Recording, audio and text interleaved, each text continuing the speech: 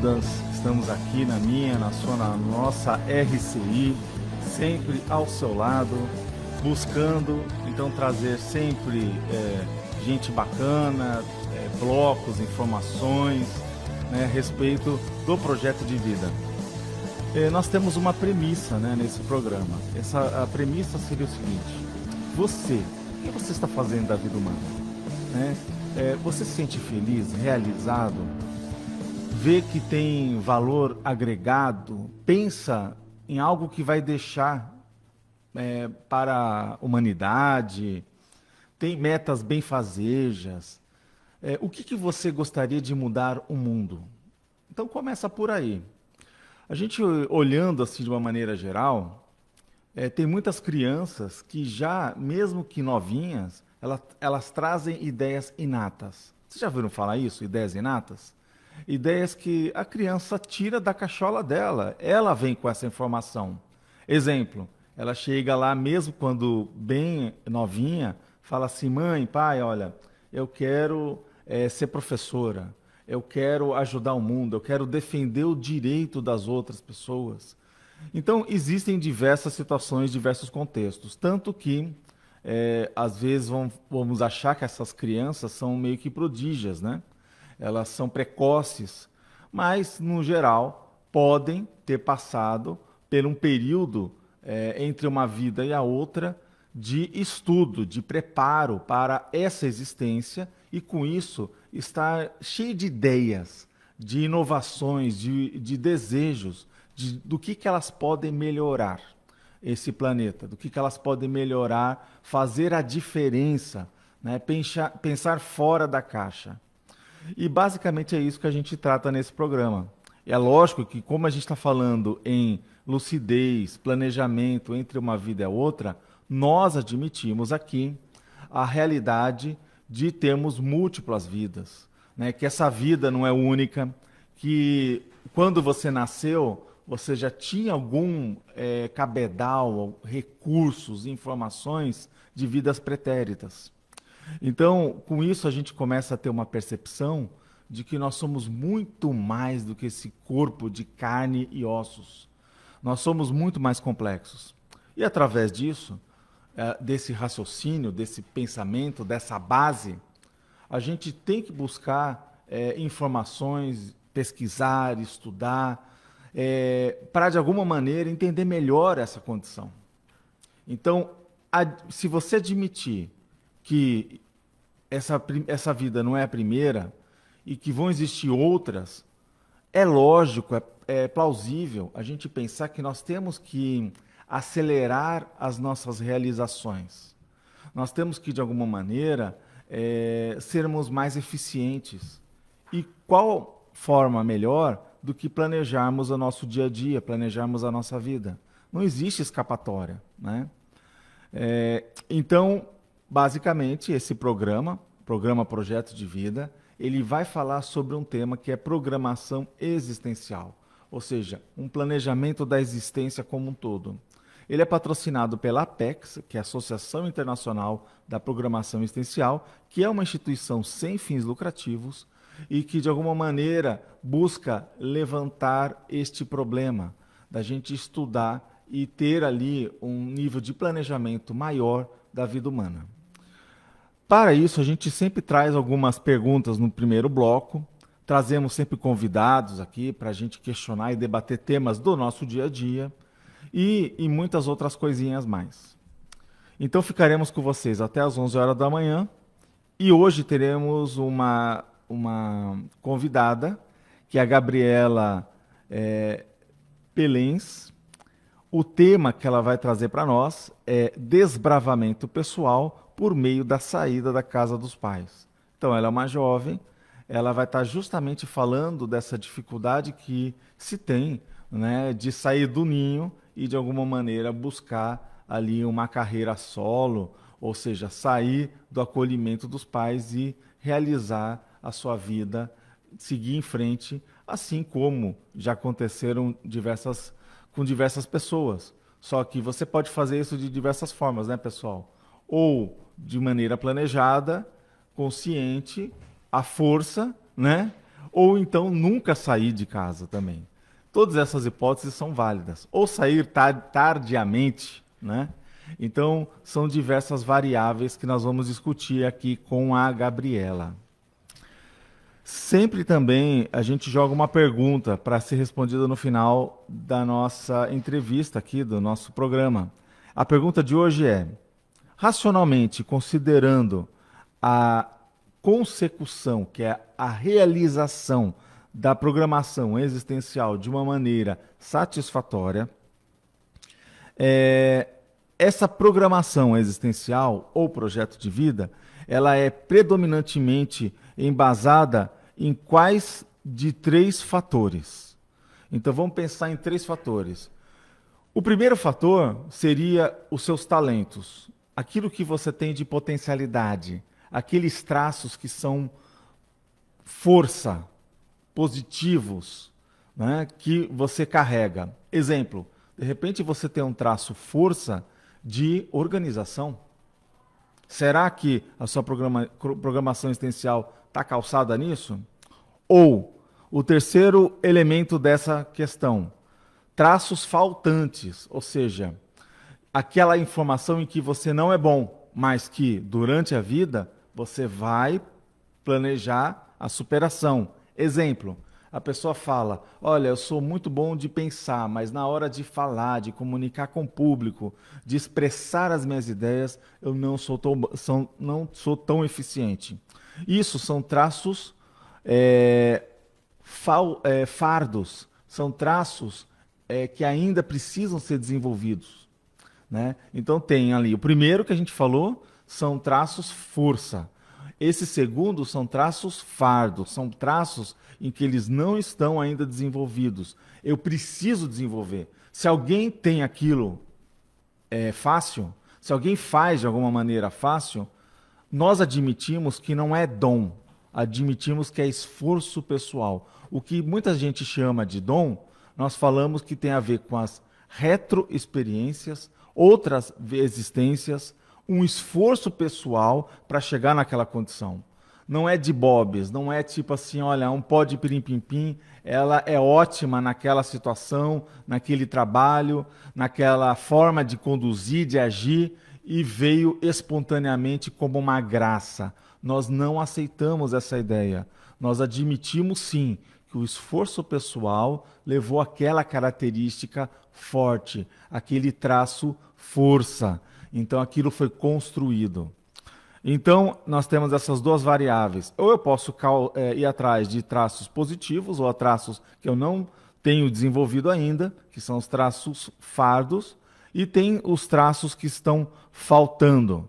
Esses traços que estão faltando não quer dizer que é fardo, porque vamos fazer uma diferença em um traço que está faltando e um traço que é fardo.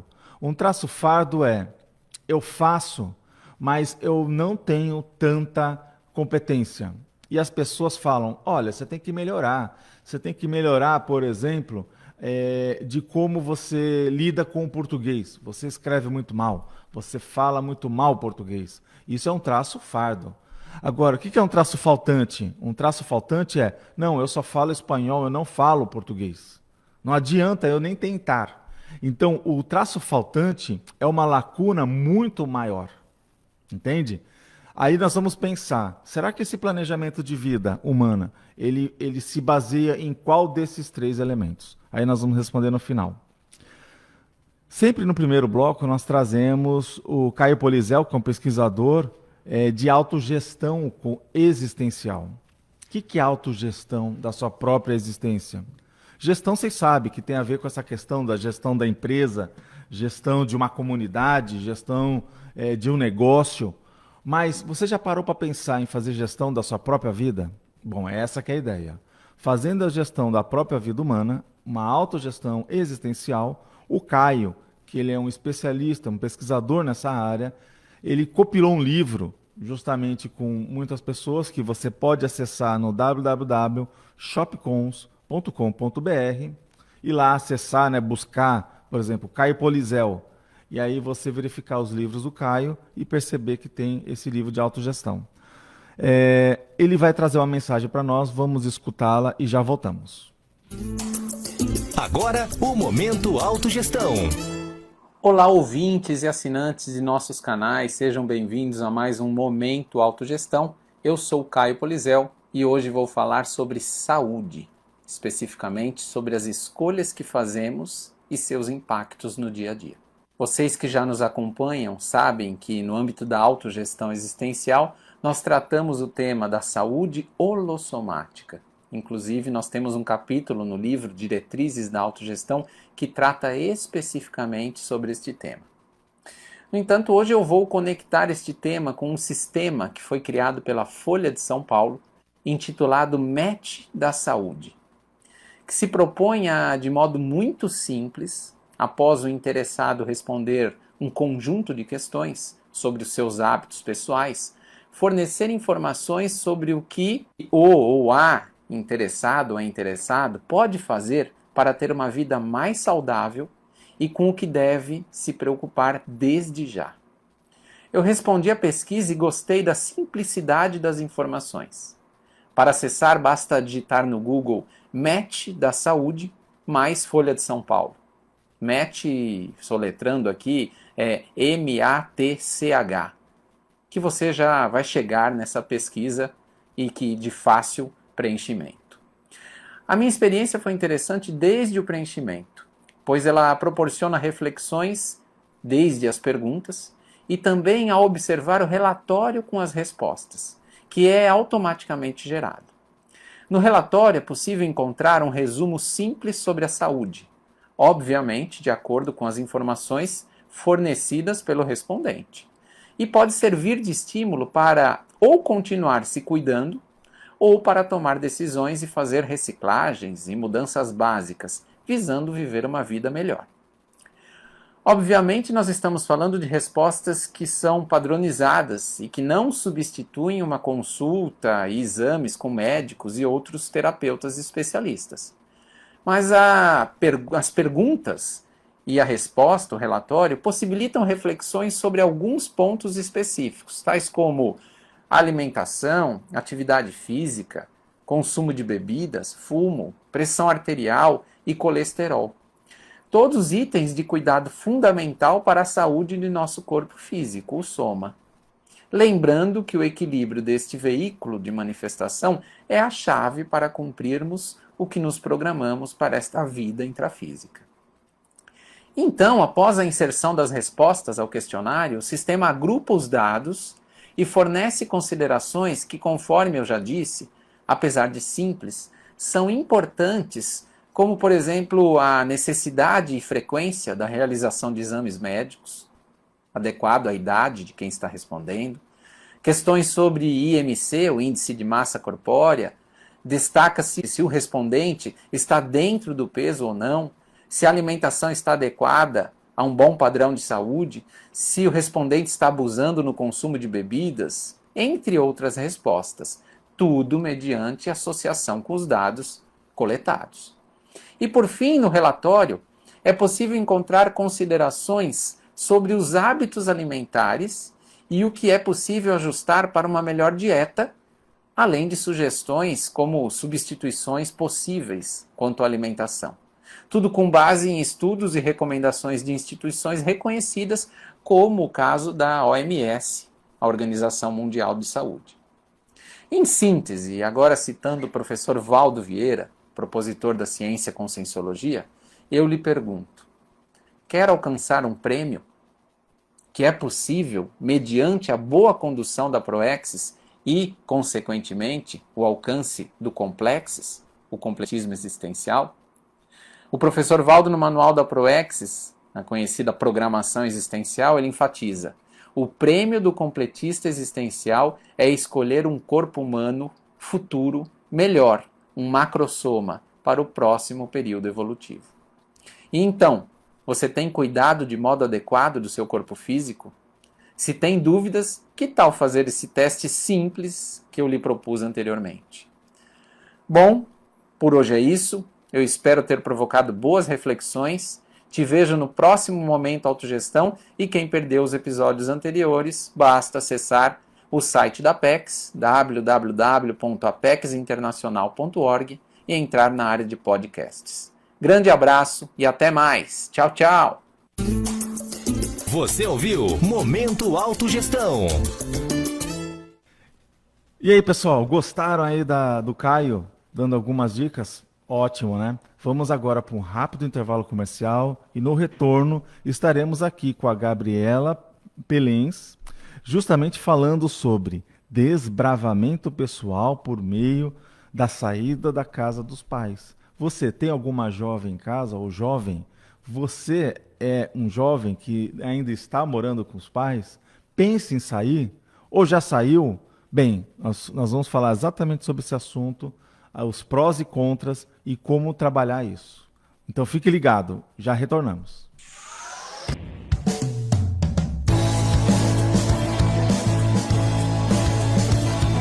Bem-vindos! Se você não pegou ainda o primeiro bloco, estamos aqui no seu rádio, qual? RCI. RCI sempre ao seu lado, a Rádio Comunicadora Iguaçu e programa Projeto de Vida, todos os sábados das 10 às 11 horas da manhã, sempre aqui dando dicas importantes, quentes, para você refletir a vida humana. O que você está fazendo aqui? Você faz o que gosta? Você planifica e planeja o seu ano? Ou fica só naquela questão de dezembro, 31, o ano que vem eu vou emagrecer, o ano que vem eu vou fazer um curso de idiomas, o ano que vem eu vou começar minha faculdade. E aí passa o ano, acontece nada, né? Aí fica para o outro ano. Não, o ano que vem eu vou sair de casa, né? Então, é basicamente o tema de hoje, os jovens ou até adultos que ficam na casa dos pais, tem às vezes uma procrastinação, dão uma enrolada, né? E aí vamos discutir um pouco sobre esse tema. Mas, para falar sobre isso, nós vamos falar aqui com a Gabriela, eu vou corrigir aqui como se fala, é Pelens, tá? A Gabriela Pelens, ela vai falar justamente sobre esse tema, que é o desbravamento pessoal por meio da saída da casa dos pais. Ela vai contar, inclusive, a experiência dela e vai ser bem interessante, eu tenho certeza que vocês vão gostar. Tudo bem, Gabriela? Tudo ótimo, André. Bom dia a todos que estão nos acompanhando. É uma satisfação estar aqui. Obrigada pelo convite. Olha, nós que te agradecemos, né? Então vamos já comentar, né, mostrar sua ficha para mostrar o que você já realizou, né? Então a Gabriela Pelens, ela é técnica em administração. Depois ela foi fazer relações internacionais, então ela é bacharel em relações internacionais pela Unicuritiba. Ela é natural de Cascavel, aqui no Paraná, pertinho, né? Tipo uma hora e meia de Foz do Iguaçu. Reside atualmente em Foz. Conheceu a Conscienciologia em 2015. Ela é voluntária de uma instituição que ela tem como sede aqui em Foz do Iguaçu, que é a ASINVEX, que é a Associação Internacional da Inversão Existencial. Ela é docente da Conscienciologia desde 2019 e ela também fez verbetes, né, na enciclopédia da Conscienciologia. E a gente estava conversando aqui com a Gabriela, ela tem 22 anos, então ela já é formada, então você vê que ela é precoce, né? E tudo bem, então, Gabriela, vamos então para o que interessa, entender melhor sobre esse processo. A primeira pergunta é, por que se interessou por esse tema de desbravamento pessoal, né? Uma forma de sair ali da casa dos pais? Bom, André, para contextualizar rapidamente a minha experiência, esse tema sobre saída da casa dos pais já é um tema que eu venho estudando há alguns anos. Em 2017, eu escrevi um artigo sobre esse assunto, ele apresentei, foi publicado. Em 2019, eu vi que estava rendendo bastante assunto, o tema estava realmente sendo assistencial, e aí em 2019 eu apresentei um verbete também sobre saída da casa dos pais. Eu vejo que é um tema que dá para a gente estudar e conhecer com bastante profundidade. Hoje eu entendo esse tema com muito mais profundidade do que lá em 2017.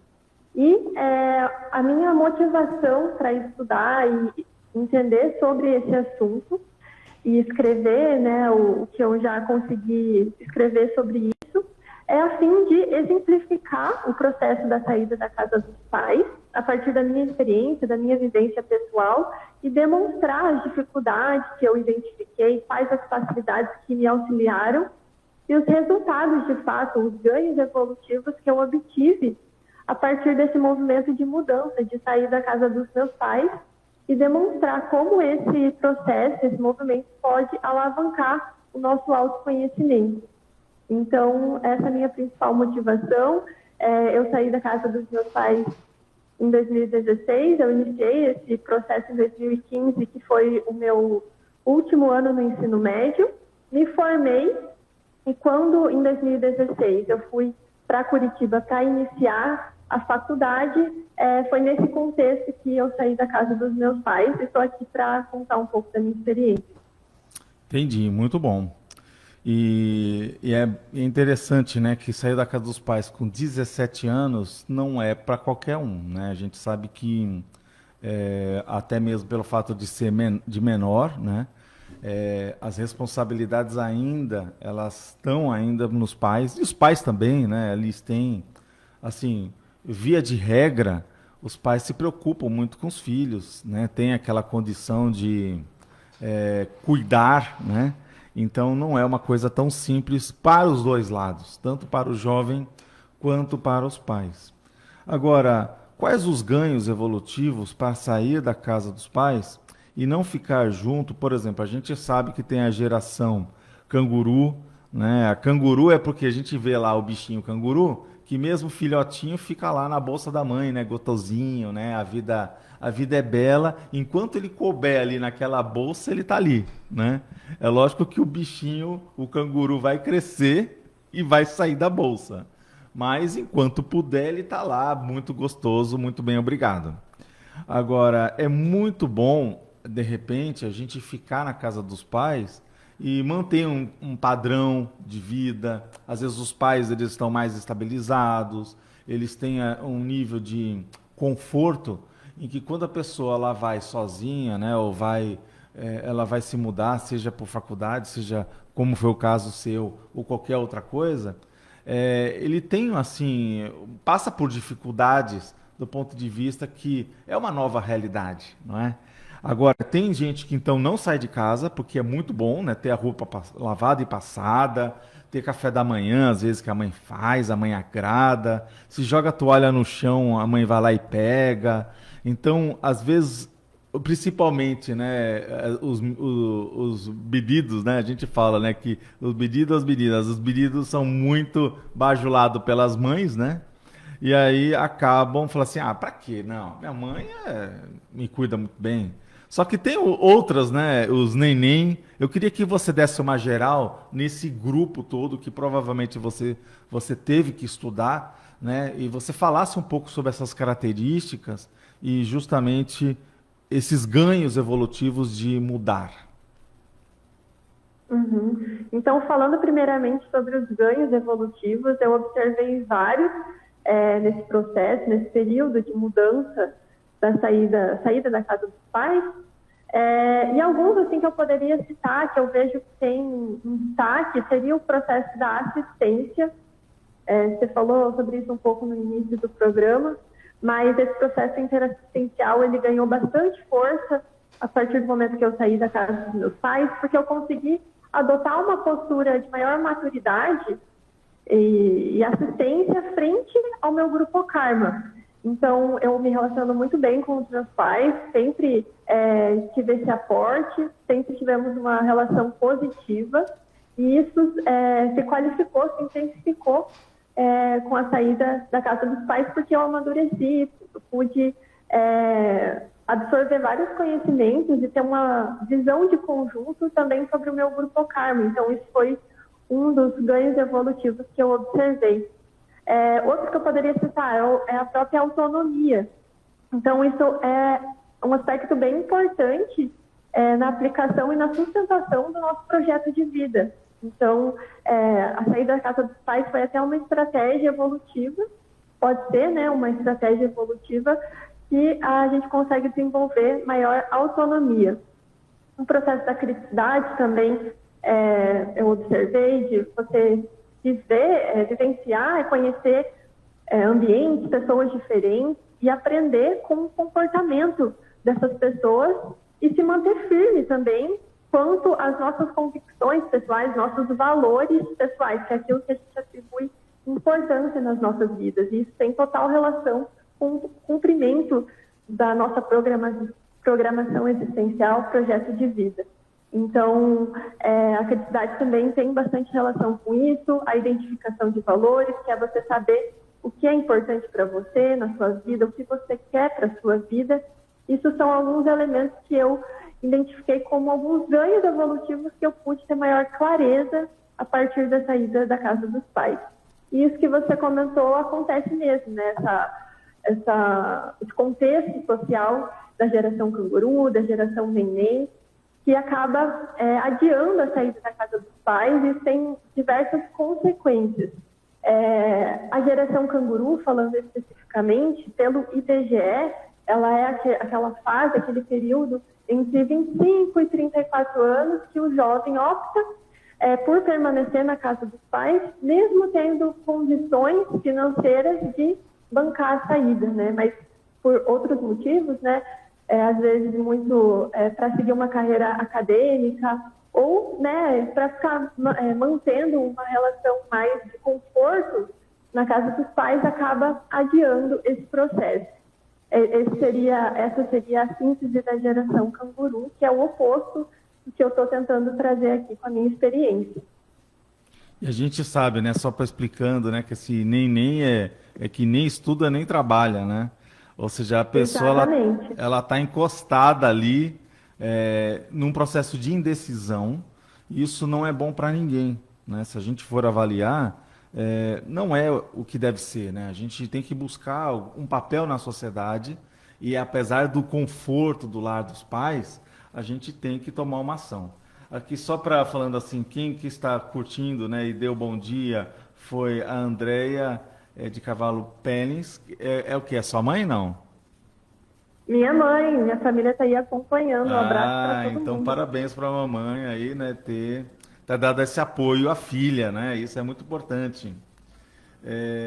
Então tem também o Gualberto, também falou bom dia, parabéns pelo programa. Tem aqui outras pessoas, a Eliana Francílio também está dando um oi aqui para a gente, dando bom dia. Então, quer dizer, o pessoal está acompanhando aqui a sua entrevista. Bem, a gente olhando esse aspecto que você está trazendo, você poderia comentar sobre os facilitadores e os dificultadores para a tomada de decisão? Só que como esse assunto ele é muito vasto, vamos para um rápido intervalo comercial e no retorno você comenta melhor para a gente.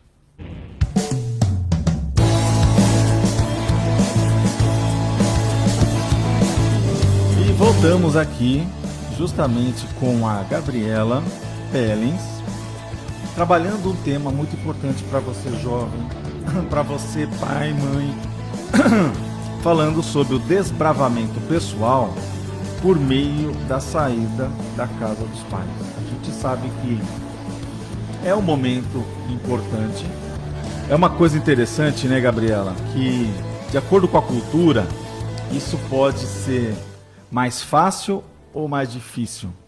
Eu vou dar um exemplo para ti, né?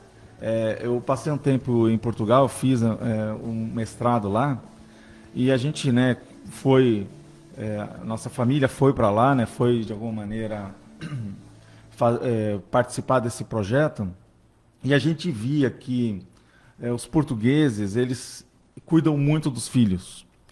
E eu lembro que, no caso, a gente conheceu um jovem lá, que ele tinha mais de 18 anos, e quem andava com a carteira do RG dele era a mãe.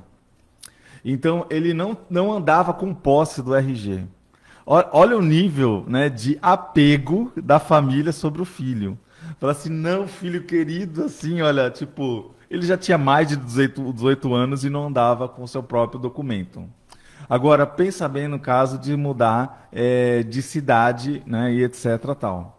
E a gente percebe que, por exemplo, nos Estados Unidos, a gente percebe que a cultura lá já é meio que os pais eles já vão se preparando, que quando a galerinha chega aos 18 anos, eles já têm a mala pronta, os pais já falam assim, olha, a porta tá ali, olha, vá pro mundo, né? Ou seja, eles são muito mais incentivadores desse processo da saída do filho das casas. É uma coisa assim cultural. A gente percebe isso até em filmes, tal. Eles mostram em diversas situações. Agora, eu queria que você falasse no geral o que facilita, o que dificulta essa condição de tomar a decisão. Muito bom, André. Esses elementos que você trouxe também têm que ser levados em consideração, esses fatores mesológicos, culturais do ambiente que o jovem está crescendo. Você comentou, né, dos Estados Unidos, isso realmente acontece. Existe até essa tendência de sair da casa dos pais para iniciar a faculdade porque a faculdade é longe, então é um processo mais natural. Então, esses elementos culturais também podem ser tanto facilitadores quanto dificultadores no caso do jovem sair se planejando para sair da casa dos pais. Mas existem outros elementos que a gente também pode considerar. A questão da afetividade é um deles, a carência ou a ausência dos amigos e dos familiares que convivem com esse jovem e que, se ele vai mudar de cidade, por exemplo, e não vão estar presentes na rotina, no cotidiano, pode ser algo a ser considerado, né? Esse fator pode se apresentar. A questão do dinheiro, então aprender a administrar o recurso financeiro de acordo com as várias áreas da vida é um elemento também a ser levado em consideração. A questão da saudade, às vezes cultivar um sentimento de saudosismo em relação à vida que se levava antes, em excesso, pode ser prejudicial, sim. E eu acho que esses seriam alguns elementos assim, que podem ser dificultadores, dependendo de como a gente lida com eles. Por outro lado, falando um pouco sobre os facilitadores, na minha experiência, o voluntariado foi algo que me ajudou bastante na função e na identificação de trafores, que seriam esses traços de força, essas qualidades. Então, isso me gerou muita confiança e pacificação íntima, né? Que eu tive noção, maior clareza do que, de fato, é uma qualidade minha, na minha personalidade, no meu temperamento. Então, isso me ajudou bastante no meu processo de saída de casa dos pais. A família, no meu caso, também foi um aporte bem grande. A minha mãe, na mesma idade que eu tinha, né, 17 anos, também passou por esse processo de saída da casa dos pais e de mudança de cidade para começar a faculdade dela. Então, já tinha um histórico familiar que auxiliou nesse processo. E eles, meus pais, sempre tiveram muito presente, o que, de fato, foi um facilitador. E o contato com os amparadores, ou com essas consciências extrafísicas mais sadias, positivas, no contexto aí do intermissivista, vale levar em consideração. E foi uma postura de interdependência que eu pude identificar, e essas experiências parapsíquicas também ficaram mais desenvoltas nesse processo de saída da casa dos pais a partir do meu amadurecimento. Muito bom. A gente tem aqui também, olha, no Facebook, né, o Matheus Marques também falando bom dia, parabéns. O Ramon Ramos também bom dia. Tem a Andréia, a tua mãe, né, ela está aqui falando que o seu pai e a sua irmã também estão presentes, né, o Jades e a Isabelle também estão aqui acompanhando. A Adriana Aparecida Pérez também está aqui, que você comentou que é a sua tia. Ou seja, a família está dando um super apoio para você. O que a gente percebe dentro desses fatores facilitadores? Realmente a gente tem que olhar muito o apoio das famílias, né? A família sem um apoio, que nem você comentou, 17 anos você saiu de casa. Você ainda era menor, então os seus pais, eles tinha que ter uma relação de confiança com você suficiente para falar, não, olha, eu posso dormir sossegada, porque a Gabriela tem a cabecinha no lugar, né? E ela pode estar fazendo as coisas porque a gente confia na Gabriela. Agora, você imagina, Gabriela, aqueles pais que dá 5 minutos eles não sabem o que os filhos estão fazendo e os filhos só aprontam, né? Não saem daquele processo que a gente chama na Consciologia de porão existencial, que fica ali só na molecagem, em maturidades, não é? Que podem ser desde bebedeiras, pode ser de não ter responsabilidade. Então, existem alguns fatores, né, Gabriela, que nem você está falando, que tem uma relação com a própria pessoa, as características dela e as características da família que dão esse suporte, né, que é fundamental, porque senão isso daí não vai dar certo, não é, Gabriela? Isso. É bem importante essa relação de confiança de ambas as partes. E isso que você comentou, né, desse conceito que nós estudamos na Conscienciologia de porão consciencial, que seria a manifestação, a fase da juventude onde se manifestam e se predominam os trafares ou os traços pardos da consciência. Em função da imaturidade, isso pode acontecer. No meu caso, eu não vou dizer que eu não manifestei o porão consciencial e as suas nuances na minha experiência. Contudo, vale reforçar aqui que eu, de fato, assim, busquei uma postura mais madura frente à experiência que eu estava vivendo. Então, é importante verificar, né, no caso individual de cada um, o quanto isso se manifesta, como se apresenta esse porão consciencial, e como ele pode atrapalhar as conquistas pessoais nossas, né, na nossa vida. E falando da família, né, eu vejo que realmente isso pode ser um fator determinante e bem significativo para resultar no sucesso, né, dessa conquista, de sair da casa dos pais. A gente, assim, você daria, por exemplo, dentro de uma perspectiva, né? Na sua opinião, quais são, dentro dessa lista de todos os fatores que você estudou, né, que você fez um trabalho, elencou inclusive quais são os prós e contras, né, e deu volta nessa condição toda, mas o que você mais observa que é algo recorrente, mais significativo? No processo de saída da casa dos pais? Isso. Diz? Olha, eu falando, é difícil assim generalizar, como regra, né?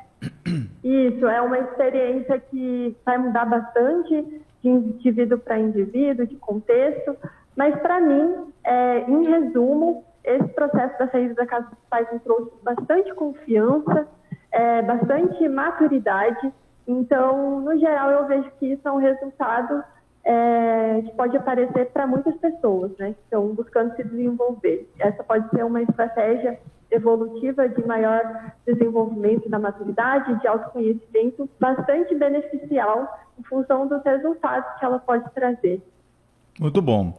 Agora, eu queria que você falasse para nós quais dicas você daria para os pais desses jovens, pela tua experiência, né, quanto aos processos de facilitar, né, os facilitadores para essa independência dos filhos. Ou seja, olhando que os pais eles são assim um referencial para os jovens, né? Não tem como. E aí a gente vê o seguinte, então, quais seriam os conselhos perante a tua visão, a experiência que você teve em casa também, dessa opinião? Mas você não fale agora, vamos para um rápido intervalo comercial e no retorno você dá essa dica. Então, pessoal, vocês estão gostando? Estão gostando aqui do papo com a Gabriela Bellens? Então a gente percebe que é muito sério, tanto ao jovem quanto aos pais. Nós estamos querendo aqui, agora, que a Gabriela ela fale um pouco, pela percepção que ela teve em casa, pela situação dela, quais são as dicas que ela daria para os pais do ponto de vista desse processo. Porque a gente estava aqui até nos bastidores comentando que os pais eles podem tanto segurar os filhos, né, Gabriela? Então, é aquela questão, não, olha, eu amo meu filho é maravilhoso, eu não quero que saia de casa, eu faço a comidinha, eu vou arrumar a cama dele, eu vou... Ou seja, ele fica nutrindo aquela dependência, né, aquela relação de interdependência. Aí, outro aspecto é também favorecer, e é lógico que os pais ajudam muito na educação dos filhos, de favorecer com que eles andem pelos seus próprios pés, né? Que eles consigam ter autonomia. E isso é algo que vem desde lá de muito pequeno. A gente sabe que depende muito, né, Gabriela, de um fator pessoal. A gente não tira a responsabilidade do jovem, mas qual que seriam as dicas que você daria? Olha, André, muito interessante e bem importante e pertinente a gente falar sobre isso, porque o que eu estou trazendo aqui com a minha experiência é esse viés e esse olhar da saída da casa dos pais de forma madura e sadia. Então, não dá para a gente pensar a saída da casa dos pais como fuga, porque você não tem uma relação boa com seus familiares, com as pessoas que moram no mesmo ambiente que você, senão em algum momento isso vai voltar e você vai precisar resolver. Então, isso é o mais importante. E esse padrão de relações mais sadias e positivas também não vai ser construído da noite para o dia. É um processo contínuo que exige tempo também. Então, se eu pudesse falar para os pais, né, que estão enfrentando esse processo de saída da casa dos pais a partir dos seus filhos, né, eu vejo que eles podem atuar a partir de relações que desenvolvam mais autonomia. Eles podem adotar posturas que facilitem o desenvolvimento da autonomia de seus filhos desde a infância. Então, isso vai culminar em maior autonomia na juventude, na adolescência. Então, eu penso que é mais ou menos por aí. Não é fácil, né, a gente adotar posturas assim durante a vida, né, em relações de pai e filho, mas eu entendo que é a chave para relações mais sadias no contexto do grupo karma, né, familiar. E a gente tem que ver que é uma construção, não é? Esse processo não vai acontecer assim, olha, agora eu vou sair. Eu acho que existe uma maturação, um passo a passo que tanto o jovem vai buscar para ele não fazer as coisas à doida, e os pais também. Agora, olha só, eu acompanhando, né? Eu estou estudando psicologia, eu faço estágio, né, nessa frente da psicologia. E o que acontece? A gente percebe que, pelo menos aqui em Foz do Iguaçu, tem um alto índice de jovens que eu estou falando, 14, 15 anos, que se tornam mães e pais, né? Por quê? Porque querem usar a maternidade como elemento de emancipação para sair da casa dos pais. E isso é muito comum na nossa região. E aí você fala, poxa, é mesmo? Ser mãe precoce? Sim, mãe precoce. E aí você fala o seguinte, e o principal motivo é sair daquela relação familiar, daquele ambiente familiar e ter uma autonomia e ver a questão de uma relação, a maternagem, no caso, também ser mãe, como uma libertação. Então, a vida humana, a realidade dos jovens, ela é, assim, no geral, né, principalmente de classe média baixa, é difícil. Ou seja, a gente percebe isso que você está falando, mas não quer dizer que não aconteçam casos de pessoas que tenham muita lucidez e que deem a volta por cima disso tudo também. A gente não está aqui colocando um rótulo, mas a gente está mostrando o processo das estatísticas, né? O que a gente vê da dificuldade hoje na nossa sociedade. Então, ter um ambiente, uma rede de apoio positivo em casa, que nem você comentou, né, Gabriela? Tipo, isso é muito positivo. Isso é algo que vai fazer com que ela saia de casa com condições. Não está saindo fugida, né? Não está saindo, não é um processo meio que corte, né? Porque, por exemplo, se a gente fala de um jovem de 15 anos, isso é um corte, não é? Isso. É importante destacar também que a consciência, ela é mais do que a sua metodologia, ela é mais do que a sua cultura. Então, dificuldades, obstáculos, todos nós em algum nível vamos ter. Não dá para a gente adotar uma postura de vitimização frente às dificuldades que a gente observa na nossa vida. Então, eu acho que isso também é a postura ideal para que a gente supere essas dificuldades. E se a pessoa, porventura, às vezes realmente não tem um ambiente familiar de acolhimento, que ela consiga dar esse passo de uma maneira mais sadia e positiva, o que vale refletir, avaliar o que ela pode fazer para tentar, por ela, melhorar aquele contexto e conquistar o seu projeto de vida e as suas metas. Isso também é importante, a gente não ficar refém da nossa metodologia, da nossa cultura, do nosso ambiente, porque nós somos mais do que isso. É isso daí. Só dando um recado aqui, olha, a Andrea, né, a sua mãe, ela está dando parabéns, né, a Gabriela pelo exemplarismo. Tem a Eliana Francílio, ela está comentando aqui, olha, muito bom entrar nesse campo, né, justamente até estudando a questão do que ela tem muitos com os pais portugueses, né, identifica com essa questão dos pais portugueses, que a filha dela, com 25 anos, está saindo de casa agora.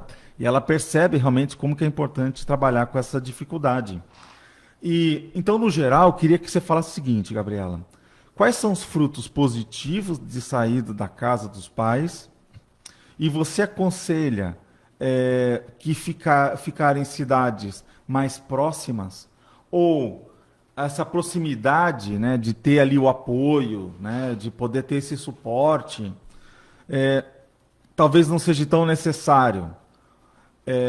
Você tem até o exemplo pessoal que você saiu de Cascavel para Curitiba, e quem conhece aqui sabe que são pelo menos aí umas 12 horas de viagem, né, mais ou menos. Se for de avião, é lógico que é mais rápido, mas assim, é uma distância relativa, né?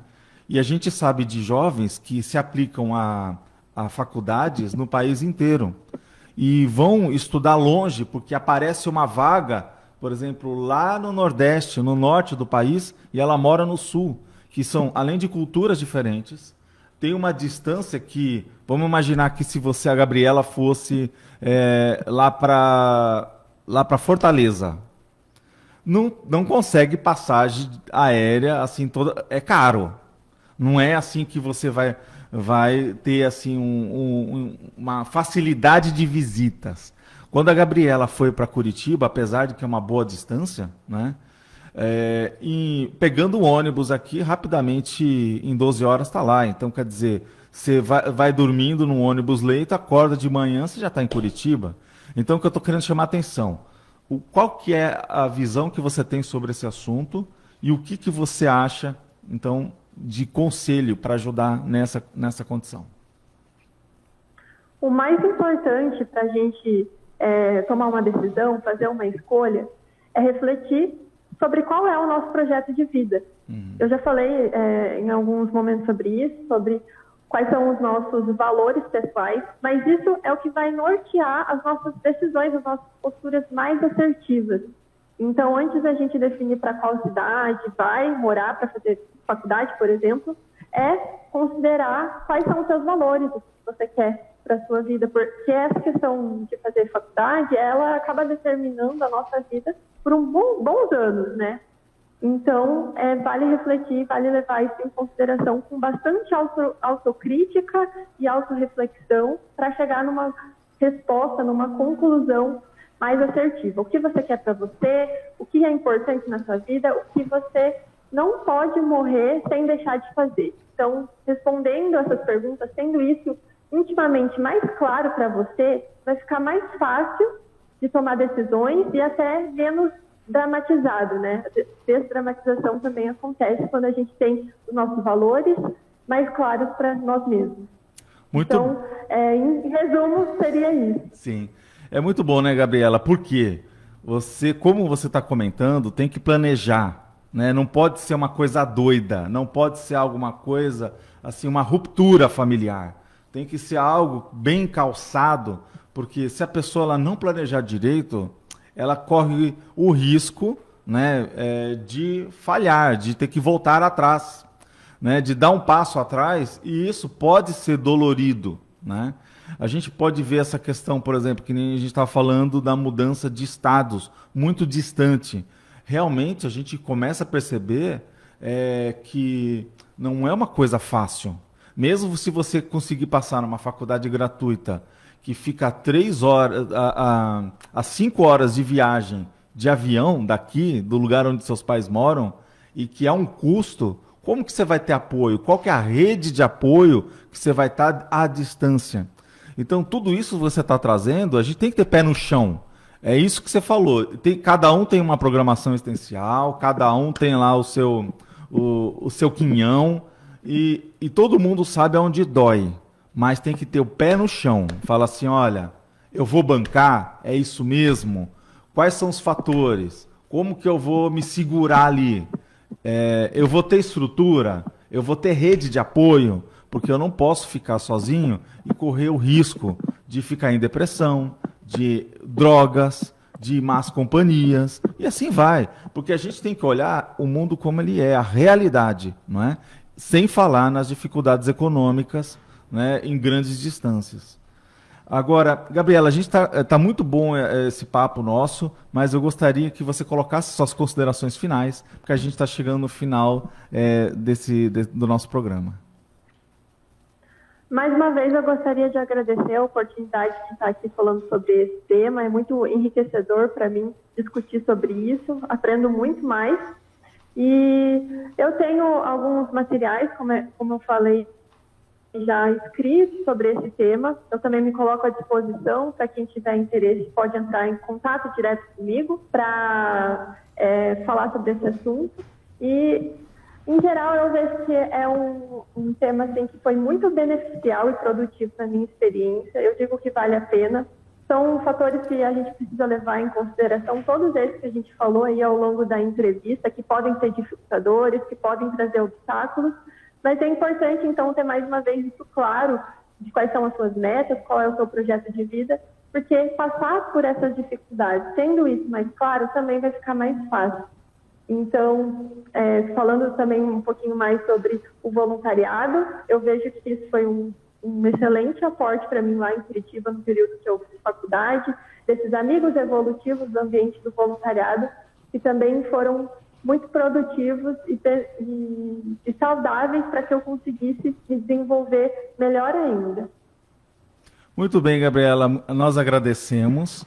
E agora nós vamos ficar com uma dica que é o Proexis do Mundo. Então são pessoas trazendo as suas vivências para nós. Olá pessoal, eu sou o Victor Wolff, conheci a Conscienciologia em 2015, no momento estava passando aí por uma crise existencial, por volta dos 26, 27 anos. Comecei a me questionar intensamente o que eu estava fazendo aqui nessa vida, se havia algo além da vida intrafísica, né? Enfim, e estava muito determinado a descobrir, né, sobre isso. Então comecei uma pesquisa intensa, passei ali rapidamente por algumas linhas de conhecimento e encontrei a técnica do estado vibracional na internet, né, no YouTube, e com isso a técnica me pareceu fazer bastante sentido, então comecei a praticar a técnica do estado vibracional ao longo de vários dias, ali assim, 3, 4, 5 horas por dia, até que num determinado dia eu vivenciei um estado vibracional muito forte, né, que eu entendo ter sido patrocinado, e a partir de então comecei a sentir mais as energias no meu corpo e tudo mais. Com isso então continuei, né, pesquisando sobre energias, até que encontrei uma tertúlia do professor Valdo falando sobre energias, e com isso então encontrei a Conscienciologia, vim aqui conhecer Foz do Iguaçu, né, o CAEC, fiz laboratórios do estado vibracional, enfim, encontrei, né, digamos assim, o grupo, e muitas ferramentas evolutivas, e com isso, então, mexi intensamente com as ferramentas evolutivas da Conscienciologia. Então, fiz muito curso, dinâmica, preceptorias, tertúlias, estudei muito também os livros da Conscienciologia, os verbetes, o conhecimento, né? E fiz muita prática energética e parapsíquica. E assim, logo ainda em 2015 eu me tornei inversor, tenepsista, voluntário, verbetógrafo, né? Publiquei meu primeiro verbete. Hoje já estou assim com 6 verbetes, já publiquei também um livro, o livro do estado vibracional. Enfim, com isso consegui fazer então uma rápida recuperação de cons, consegui ficar lúcido e aproveitei bastante, né, as ferramentas da Conscienciologia, e com isso então consegui colocar aí uma certa velocidade de cruzeiro na minha Proaxis, consegui entender o que é a Proaxis, me alinhar muito mais com a minha Proaxis. Hoje tenho claramente, né, quais são os caminhos aí que eu preciso percorrer para atingir minha Proaxis. Enfim, e com isso então muita coisa boa aconteceu e continua acontecendo. Para o futuro, então, pretendo ajudar cada vez mais na consolidação, na expansão da Conscienciologia, me desenvolver mais, assumir maiores lideranças.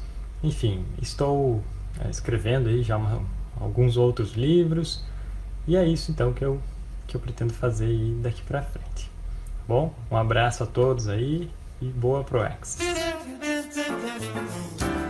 Acabamos de presenciar mais um Proaxis no mundo. O que as pessoas estão fazendo, agregando valor à sua existência. Então, pessoal, gostaram do programa? Bem, foi muito importante aí falar com a Gabriela, né, Pellins, que deu o seu exemplo. É uma jovem, 22 anos, e contou sua experiência de vida. E o Leboeuf, né, aqui que acabou falando também sobre a sua experiência, né, dando o seu exemplo de programação existencial, de projeto de vida. E respondendo aquela pergunta no início do programa, a gente, na verdade, está falando o seguinte: será que o nosso projeto de vida ele foi calçado nos nossos talentos, nos nossos traços força, nos nossos traços fardos, aquilo que a gente sabe fazer, mas não tem muito traquejo, ainda há uma dificuldade naquele processo, ou traços que são faltantes, né, que a gente de fato ali não tem mesmo e precisa construir. Então o que a gente percebe? Que a resposta seria os traços força, os talentos. Então as pessoas, elas são engajadas numa teia, numa programação existencial, num nível de trabalho, olhando um projeto maior, um projeto de grupo, um projeto de assistência, pelo que você sabe fazer, o que você é bom. Então, o que a gente está querendo dar peso a essa informação? Valorize o que você é bom. Valorize quais são os seus traços força. Potencialize esses traços força, alimente esses traços força, mas não deixe de nutrir também aqueles traços que ainda estão capenga, porque eles vão alavancar os seus traços força. Você usa esses traços força para melhorar aquilo que não é bom. Por exemplo, você pode usar a intelectualidade para melhorar a sua comunicabilidade, que não é boa, e você que é bom em comunicação, você pode usar a sua comunicação para melhorar a intelectualidade, que pode ser que não seja tão boa. É um exemplo. Além de processos de mexer com parapsiquismo, energia, ter ali uma percepção mais multidimensional da realidade, não é? Então, tudo isso são elementos importantes para o nosso trabalho. E aí, você gostou do nosso programa? Bem, participe, acesse pelas redes sociais, que fica ali sempre ao ar. E você sabe que todos os sábados estamos aqui com vocês. Bom final de semana e até o próximo sábado. O nosso programa Projeto de Vida na RCI. Tchau, tchau.